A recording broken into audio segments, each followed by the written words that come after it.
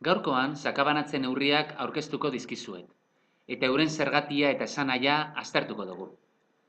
Orain arte, zentralizazio neurriak ikasi ditugu. Esaterako, batez besteko aritmetikoa. Ondorengo, bi populazio hauek, batez besteko berdina dute. 13. Hala ere, agerian geratzen da, beraien artean oso ezberdina direla.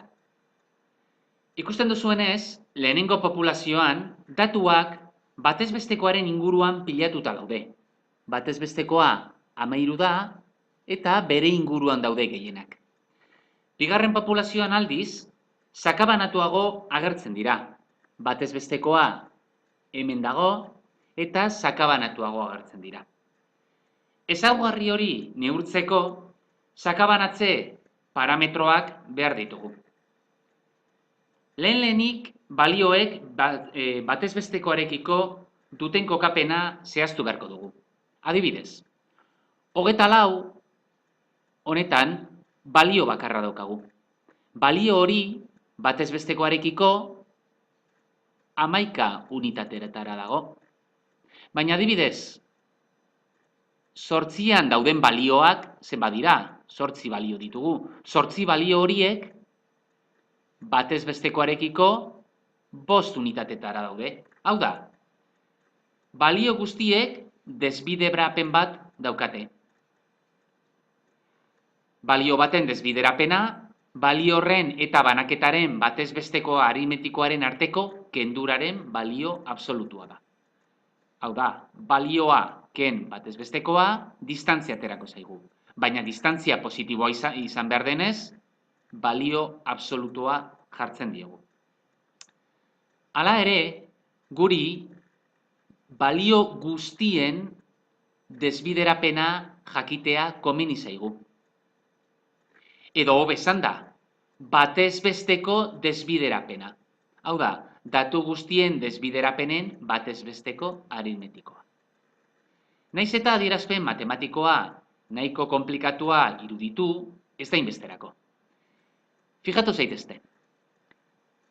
Lehenengo balioak edo bi honetan dauden balioen distantzia, hau da, 2 ken 13 egingo genuke. 2 ken 13 minus 11, baina balio absolutua dugunez, 11. Bider bere maiztasuna. Bere maiztasuna kasu honetan, zutabia biraino igotzen denez, maiztasuna 2 da, 2 elementu daude. Hori egingo genuke balio guztiekin. Lortutako emaitza, maiztasunen baturaz zatituko genuke, bataz bestekoa delako. Adierazpena horrela idaztea edo batura moduan idaztea berdina da. Baina orain arazo bat daukagu. Balio absolutuak ez direla oso erabilgarriak.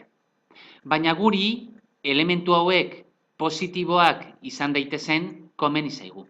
Horretarako trikimailu matematiko bat egingo dugu.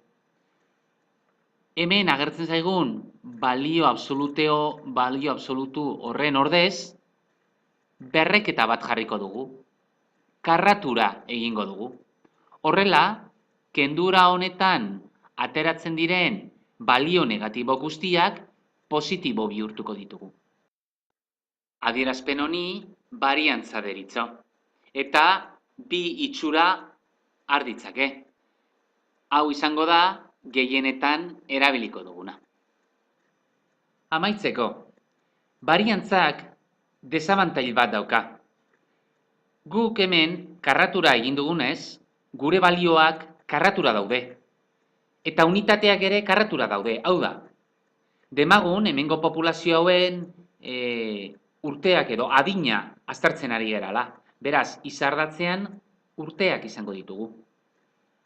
Bariantzak balioak karratura egiten dituenez, bere balioak urte karratu izango litzateke. Eta urte karratu ez dauka zentzu handirik.